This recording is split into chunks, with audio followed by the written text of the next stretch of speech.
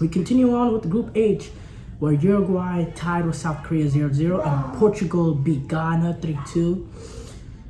For me, I'm going to start off with Portugal-South Korea. Uruguay-South Korea. A 0-0 TG affair again.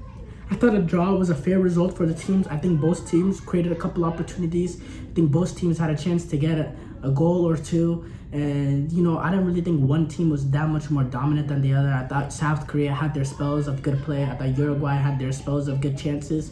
Not really. Uruguay didn't really have a long stretch of good play like South Korea did. But Uruguay had chances in every facet of the game. Like, they had one chance in the first 20 minutes, then they had one chance at the beginning of the second half, then they had another chance at the end of that. They stayed in the game. So I thought Uruguay played decent. I thought South Korea did a good showing of themselves too. And I thought the draw was a good result. They were both feeling themselves out for a lot of it. It was a decent game, up and down for stretches of the game. And I thought the draw was the fair result. Yeah, the draw was the fair result. There was a little bit lack of quality on the attacking ends from both sides that really let them down. So yeah, I think draw was a fair result. But even though I did have Uruguay as my dark horses, this doesn't upset me at all. I think they're gonna build themselves up throughout this tournament, and I thought this was not a bad way to start it off. Portugal, and let's move on to Portugal, who I have as my one of my flops in the tournament alongside England, beating Ghana 3-2 in a game where I thought people are going to focus on the positive sides of Portugal getting the victory, but I'm going to focus on the negative sides because I think people are overlooking it, especially when it comes to the fact that Portugal put out this very attacking lineup that they don't do normally under Fernando Santos, and people are like, oh my God, if Portugal plays this team, nobody can beat them. Well, guess what? The few opportunities they were able to ask to defend, they were very, very awful.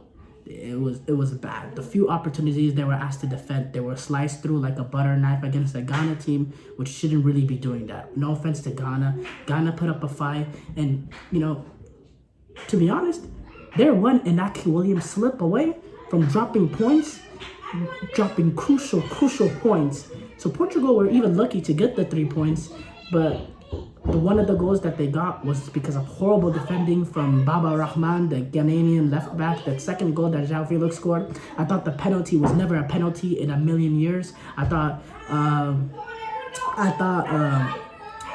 the Ghanaian player got the ball cleanly. I thought there was no way in a million years that was a penalty. So overall, I thought Portugal were very lucky to get out of the 3 points. And if Portugal are going to continue to play this attacking style of play, I think they're going to be very susceptible in the defense.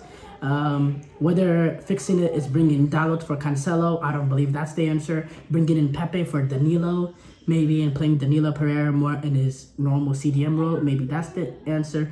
Because that lineup was very, very, very attacking, and I don't think Portugal are strong enough defensively to play that or can control the game like Brazil does through possession. If you're gonna play that attacking, you either have to have a very, very strong defense, or you have to have a very, very strong attacking way of playing where you could control the game, control the rhythm of the game, like the way Brazil and Spain can. And I don't think Portugal can do any of those two. So I think, and I'm not saying Fernando Santos should go totally defensive like he did last year or was in Costa, but I think he needs to find a better balance, because what the film said against Ghana, I thought that one honestly was very, very underwhelming and should be concerning to Portugal fans who think they're going to go to the World Cup final, because that was not a World Cup final level of performance. And I thought Cristiano Ronaldo getting the man of the match was a joke, because he scored one penalty, and apart from that, he was, in my opinion, totally not good. He was unlucky on the foul, That's probably not a foul, even though he did push off, but it is soft. But, if you think that's soft, then that penalty is definitely soft.